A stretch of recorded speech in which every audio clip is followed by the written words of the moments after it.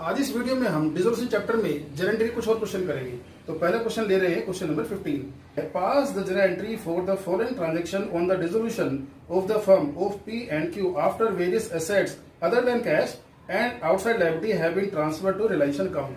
अब देखो, इसने बोला है कि असेट्स और लायबिलिटी हम रिलायंस में ट्रांसफर कर चुके हैं। ठीक है, खैर ये ट्रांसफर कर चुका है, इसकी एंट्री नहीं करेंगे हम। अब पहला केस शुरू करते हैं। बोलता है stock 2 lakh, P took over 50% of stock at a discount of 10%.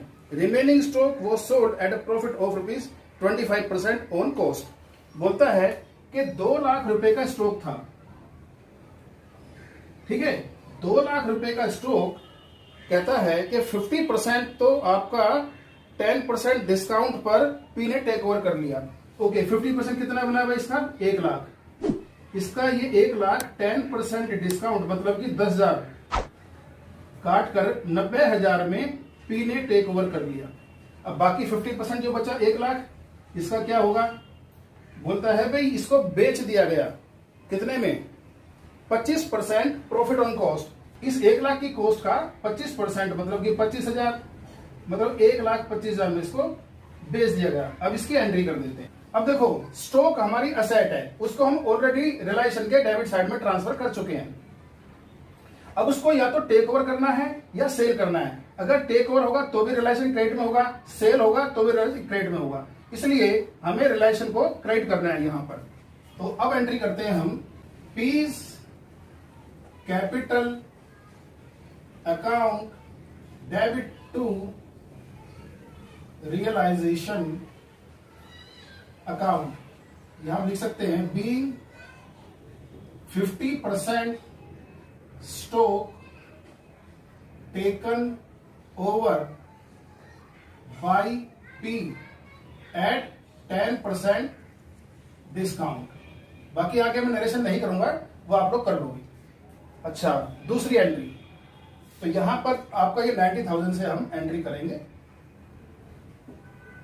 इसके दूसरे केस के लिए बोलता है सेल कर दिया जी, ठीक है। तो bank account debit to realisation account आपका 1,25,000। अब यहां लिख देंगे remaining stock sold at 20% profit. तो यहां पर ये नरेशन हो जाएगी। आगे बी केस कहता है debtors rupees 2,25,000, provision for doubtful debts rupees 25,000, rupees 20,000 of the book debts proved bad. कहता है 2 लाख आपके 25,000 के डेटर थे। मतलब हमने जब बैलेंस शीट से उनको यहां लेके ट्रांसफर किया होगा तो यहां पर 2,25,000 दिखाया होगा और प्रोविजन 25 दिखाया होगा। अब बोलता है कि डेटर्स 20,000 के बैड प्रूव हो गए। ओके, इसका मतलब 2,25,000 में से 20,000 आप लेस कर दो और बाई बैंक यहां पर हम दिखाएंगे 2,05,000। तो एंट्री हम करेंगे बी केस में bank account debit to realisation account 2,05,000। C case बोलता है land and building book value 12,50,000 sold for 15 lakh through a broker who charged 2% commission. देखो, 15 लाख रुपए की आपकी लैंड एंड बिल्डिंग बेची, हालांकि वो 12,50,000 की थी। उसको हमने यहाँ 12,50,000 दिखाया होगा जब बैलेंस शीट से लाए होंगे। आज उसको बेच रहे हैं 15 लाख में, लेकिन हम डायरेक्ट नहीं बेच रहे पार्टी को, हम किसी ब्रोकर के थ्रू बेच रहे हैं और ब्रोकर हमसे 2% कमीशन मांग रहा है। ओके, बात यह है कि हमारे हाथ में जो कैश आया वो तो 2% काट के ही आएगा ना।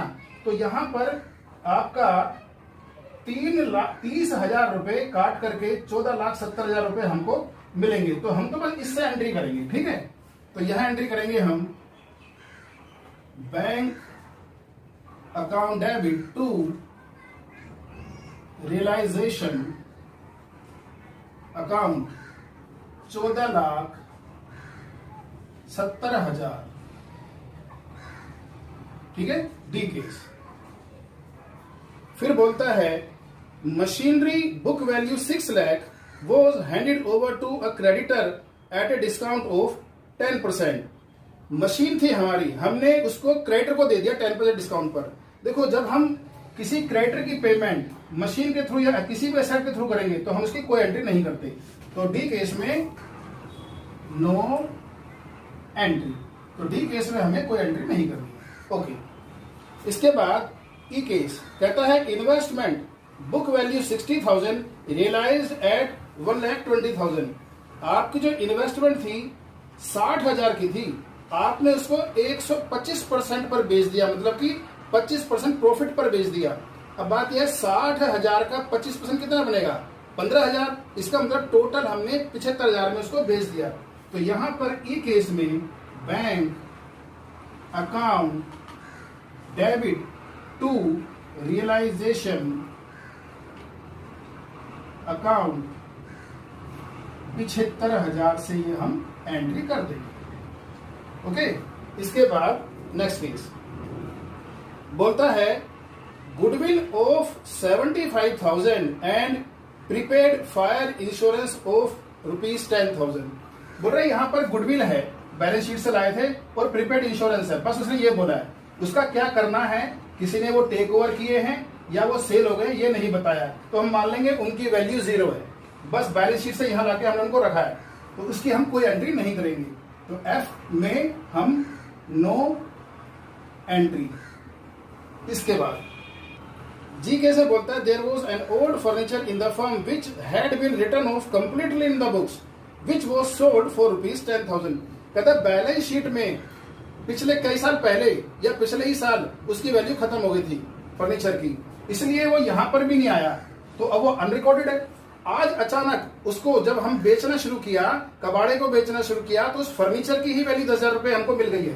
तो हमको बस यहाँ क्या करना है, यहाँ तो है नहीं वो, इस साइड तो संदेश साइड्स में तो बेच देंगे उसको हम, तो बेच रहे हैं तो हम उसकी एंट्री करेंगे bank account debit to realisation account. कितने रुपए से? आपका 10,000 रुपए से, जितने में उसको बेचा गया है। तो जी पॉइंट ये हुआ। इसके बाद नेक्स्ट एच पॉइंटर बोलता है Z an old customer whose account for 20,000 was written off as bad in the previous year paid 60%। कहता है जेड कस्टमर था, 2 साल पहले, 3 साल पहले या पिछले ही साल उसने हमें क्लियर मना कर दिया था, मैं कोई पैसा नहीं दूंगा। ठीक है, अब हमने उसको अपनी बुक से कंप्लीटली हटा दिया, मतलब उसके अकाउंट को क्लोज कर दिया। आज डिसोल्यूशन के दिन वो आता है, बोलता है कि मैं आपको 60% दे रहा हूं जो मेरी तरफ ड्यू था। अच्छी बात है, हमारा तो बैड डेट हो चुका था, अब वो रिकवर हो गया। तो बैड डेट रिकवर किधर दिखाते हैं? इधर दिखाते हैं, बाई कैश में बैड डेट रिकवर भी आता है। तो एंट्री हम करेंगे bank account debit to realisation account. कितना रुपया? जितना हमने उससे लेना था उसका 60%, 20,000 लेना था उसका 60%, 12,000। Okay, next case P undertook to pay Mrs. P's loan of ₹50,000। हमने बैलेंस शीट से लायबिलिटी से लाकर के यहाँ मिसिस पी लोन लिखा होगा। अब जो मिसिस पी है वो पार्टनर नहीं है, वो आउटसाइडर है, इसलिए रिलायंस के क्रेडिट साइड में हमने उसका लोन यहाँ लिखा होगा। अब या तो उसको पे करेंगे टू कैश या टू बैंक, या कोई पार्टनर टेक ओवर कर लेगा। खैर पी ने टेक ओवर किया तो यहाँ 2 पीस कैपिटल लिखेंगे रिलायंस में, तो हम रिलायंस को डेबिट करेंगे किससे? पी से। तो एंट्री करेंगे हम realisation account debit to P's capital account. कितने रुपए का लोन था जी आपका? 50,000 का।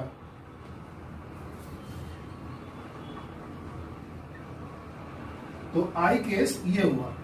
इसके बाद जे केस में बोलता है ट्रेड क्रेडिटर्स 1,60,000 के थे, तो यहां कहता है 1,60,000 के हमारे भाई ट्रेड क्रेडिटर्स थे। ओके, अब होता क्या है?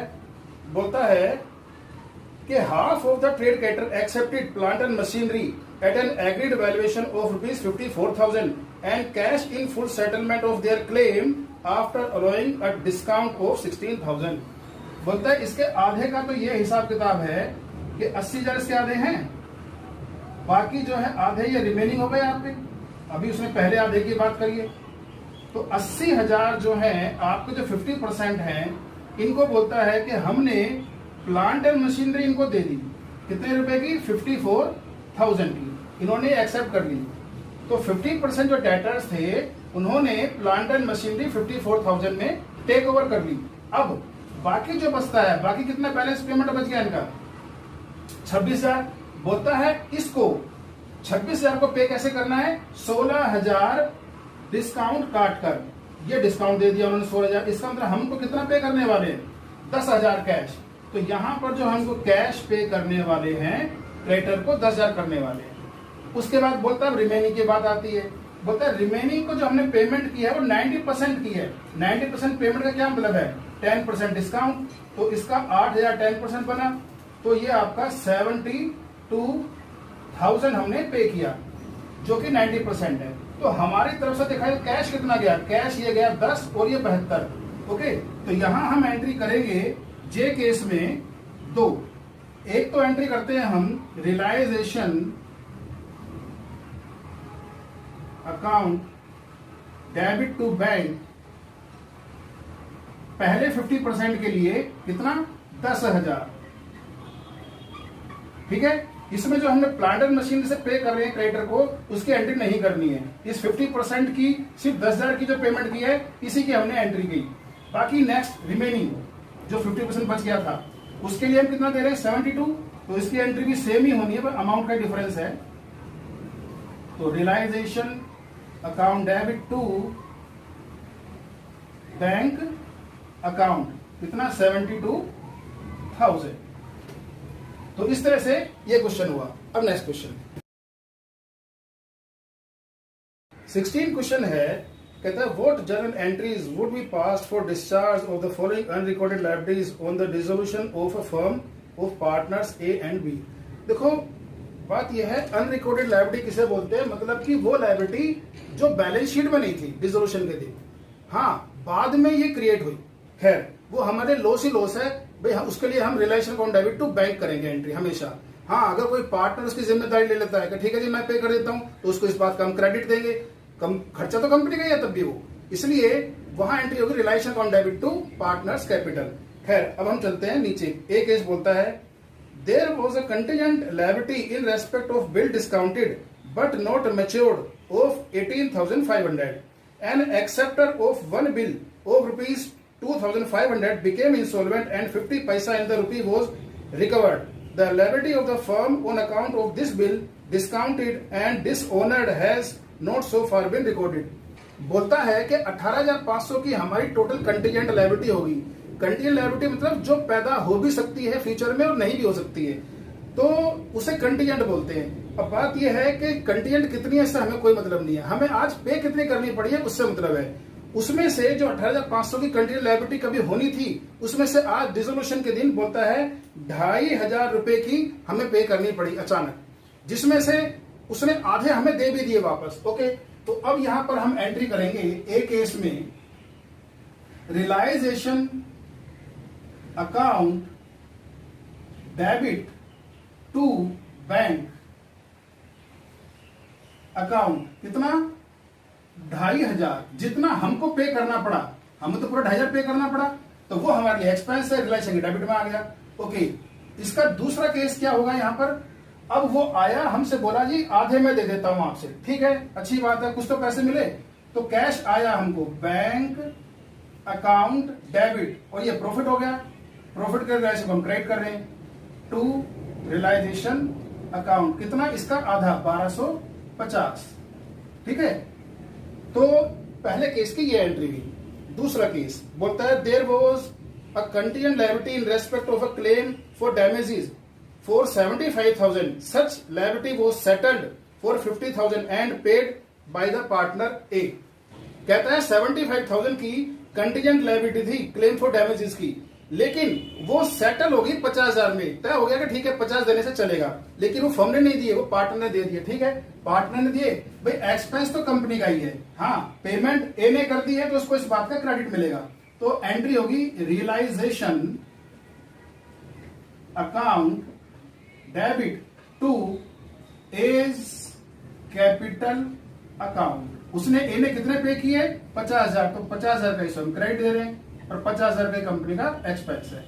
सी केस बोलता है firm will have to pay 10,000 as compensation to an injured employee which was a contingent liability not recorded by the firm. कह रहा है एक एम्प्लॉय था जो जख्मी हो गया था, उसको 10,000 रुपए देने पड़े। ठीक है, ये हमारा लॉस है, तो realisation account debit to bank, इसकी हम ये एंट्री करेंगे। तो एंट्री होगी realisation account debit to bank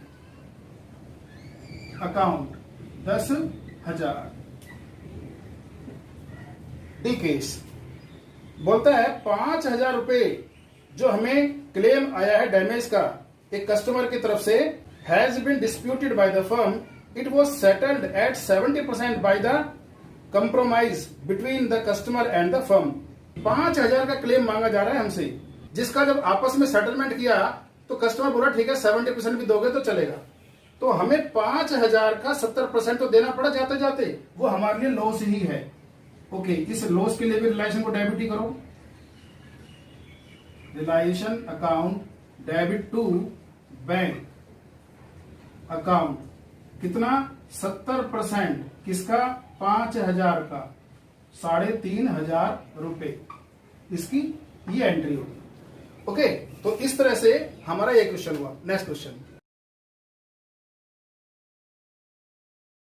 17th question में बोलता है कि जर एंट्री करो A case Dharm a partner was appointed to look after the process of dissolution at a remuneration of ₹12,000 and he had to bear the dissolution expense. Dissolution expense ₹11,000 was paid by Dharm. देखो होता क्या है कि remuneration जो है वो अलग होता है और एक्सपेंस अलग होते हैं। ठीक है, रेम्यूनरेशन किसी पार्टनर की मेहनत है और एक्सपेंस उस डिसोल्यूशन पर होने वाले खर्चे हैं। खैर, यहाँ 12,000 रुपए रेम्यूनरेशन तय कर दिया गया कि हम ये रेम्यूनरेशन धर्म को देंगे। क्यों? क्योंकि धर्म ही इस डिसोल्यूशन के प्रोसेस की जिम्मेदारी संभाल रहा है। अब होता क्या है, उसको तय कर दिया गया इसी के साथ साथ कि आपको जो एक्सपेंस होंगे वो भी खुद ही बियर करने पड़ेंगे, हम अलग से एक्सपेंस की कोई पेमेंट नहीं करेंगे। लेकिन एक्चुअल में क्या हुआ कि 11,000 रुपए अलग से खर्चा हो गया जो धर्म को पे करने पड़े। अब बात यह है कि फर्म तो ये बोलेगी ना कि भाई हमने तो 12,000 रुपए पहले तय कर दिए थे, उसमें एक्सपेंस भी थे, अब आप 11 अलग से पे कर रहे हो तो फिर हमारी इसमें कोई जिम्मेदारी नहीं है। इसलिए फर्म के हिसाब से तो 12,000 हम धर्म को दे रहे हैं। इसलिए हम जरा एंट्री करेंगे realisation account debit, realisation account debit to Dharm capital account. कितने रुपए? 12,000। बस, हमें उससे कोई मतलब नहीं है। फर्म के हिसाब से तो इस 12 में ही एक्सपेंस भी है और रेम्यूनरेशन भी है। तो ए केस तो ये हुआ। बी केस कहता है Jay a partner was appointed to look after the process of dissolution and was allowed a remuneration of 15,000। Jay एक पार्टनर था, उससे कहा गया कि भैया डिसोल्यूशन का प्रोसेस आप संभालो, आपको हम इस बात की मेहनत 15,000 रुपए देंगे। Jay agreed to bear dissolution expense. Jay ने कहा ठीक है भाई, खर्चे मैं देख लूंगा अपने आप, फर्म को करने की जरूरत नहीं, इस 15,000 में ही खर्चे भी होंगे। Okay, actual dissolution expense 16,000 were paid by Vijay another partner on behalf of जय। अब होता क्या है कि जहां एक्सपेंस पे करने की बात आती है तो वहां पर विजय होता है, जय होता ही नहीं है जिससे फर्म ने डील किया था। विजय ने अपनी जेब से 16,000 रुपए दे दिए। अब होता क्या है कि फर्म तो ये देखेगी ना कि हमने किससे डील किया था, तो फर्म ने तो डील जैसे किया था, विजय से नहीं किया था। तो रियलाइजेशन अकाउंट डेबिट टू जय कैपिटल अकाउंट, इससे कितना तय हुआ था? 15,000 रुपए के 15,000 में सब कुछ होगा भाई।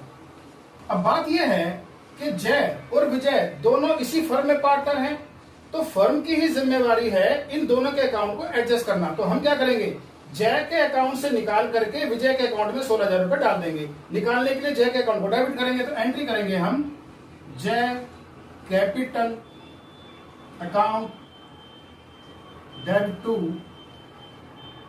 विजय कैपिटल अकाउंट। कितना?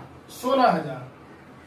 तो फर्म ने तो देखो जय को ही क्रेडिट किया है क्योंकि उससे डील 15 के लिए हुआ था। हाँ, उसकी जगह विजय ने कर दिए तो फर्म ने आपस में पार्टनर के अकाउंट भी एडजस्ट कर दिए। सी केस में बोलता है Deepa a partner was to look after the process of dissolution and on this work she was allowed a remuneration of 7,000। Deepa agree to bear realisation expense. Actual dissolution expense ₹6,000 were paid from the firm's account. देखो अब बात यह है कि 7,000 रुपए दीपा से हमारा तय हुआ था कि हम आपको 7,000 देंगे। इसी में दीपा ने कहा कि ठीक है, मैं तैयार हूं कि ये एक्सपेंस अगर जो भी होंगे इस रेम्यूनरेशन में ही हम एडजस्ट कर देंगे, अलग से आपसे एक्सपेंस की मांग नहीं की जाएगी। तो 7,000 रुपए में सब कुछ तय हो गया। आगे जब एक्सपेंस हुए तो वो 6,000 रुपए हुए। तो अब ये जो 6,000 रुपए हैं ये फर्म के अकाउंट से पे हुए, ठीक है, दीपा ने नहीं किए। तो अब यहां पर एंट्री होगी realisation account debit to Deepa capital account. कितना? 7,000 से, जितना उसको अलाउ किया था। अब वास्तव में फर्म ने कितना पे किया है? 6,000। तो फर्म ने दीपा को जो 6,000 रुपए पे किया उसकी एंट्री करेंगे। तो Deepa capital account debit to bank account. कितना? 6,000। तो फर्म ने जो डील की थी वो 7,000 की थी दीपा से, उसकी हमने एंट्री की। लेकिन फर्म ने अपने अकाउंट से 7,000 दीपा को दे दिए हैं, उसकी हमने ये एंट्री कर दी, ठीक है। तो इसकी भी 2 एंट्री हुई। डी केस में बोलता है then a partner agreed to do the work of dissolution for 7,500। He took away stock of the same amount as his commission. The stock has already been transfer to realisation account. अब देखो होता क्या है, realisation expense भी company की एक liability है, जैसे क्रेडिटर होता है। तो जब हम क्रेडिटर की पेमेंट किसी एसेट के थ्रू करते तो उसकी एंट्री नहीं करते, तो यहां पर भी जब हम रियलाइजेशन एक्सपेंस की पेमेंट किसी एसेट के थ्रू करेंगे तो उसकी भी हम कोई एंट्री नहीं करेंगे। तो डी केस में नो एंट्री। ई केस बोलता है Jeev a partner agreed to do the work of dissolution for which he was allowed a commission of ₹10,000. He agreed to bear the dissolution expense. Actual dissolution expense paid by Jeev were 12,000. These expenses were paid by Jeev by drawing cash from the firm. अब यहाँ जीव को जो हमने commission देना था with expense वो 10,000 रुपए देना था। तो हम यहाँ पर एंट्री करेंगे रियलाइजेशन अकाउंट डेबिट टू जीव कैपिटल अकाउंट। फर्म का इस जीव के साथ कितना तय हुआ था? 10,000 रुपए। लेकिन हुआ क्या कि एक्सपेंस हुए 12,000 और 12,000 पे किसने कर दिए? जीव की तरफ से फर्म ने। तो भाई फर्म जो पे करेगी तो फर्म तो जीव से लेगी ना, फर्म तो उसके अकाउंट को डेबिट करेगी कि हमने आपको पेमेंट कर दिया है। कि फर्म ने तो उसको क्रेडिट कितने का देना था? 10 का, वो तो दे दिया। अब वो 12,000 रुपए उसके चक्कर में फर्म ने खर्च कर दिया अपने तरफ से। तो जो 12,000 रुपए खर्च किए हैं वो फर्म एडजस्ट करेगी, मतलब उसके अकाउंट को डेबिट कर देगी, ठीक है। तो एंट्री होगी Jeev capital account debit to bank account 12,000। Firm ने ये माना कि भाई हमने आपको 12,000 दिए, आपके अकाउंट से 12,000 रुपए हम एडजस्ट करेंगे। तो जीव को फर्म ने 10,000 से क्रेडिट किया और जो 12,000 से हमने उसको डेबिट कर दिया। तो देखा जाए 2,000 रुपए फर्म ने उससे ले ही लिए, एडजस्ट कर दिए, ठीक है। इसके बाद F point, a debtor of 8,000 already transfer to realisation account agree to pay the realisation expense of ₹7,800 in full settlement of his account. तो यहां पर डेटर जो असेट है उससे हमारी लायबिलिटी जो एक्सपेंस है वो एक तरह से एडजस्ट हो गई। तो लायबिलिटी की पेमेंट असेट से हो गई, इसलिए हमें इसकी कोई एंट्री करने की जरूरत नहीं है। तो यहाँ एफ पॉइंट में हम नो एंट्री, कोई एंट्री नहीं करेंगे। तो इस तरह से ये हमारी जन एंट्री थी। अब कुछ और क्वेश्चन करेंगे अगले वीडियोस में। Thank you.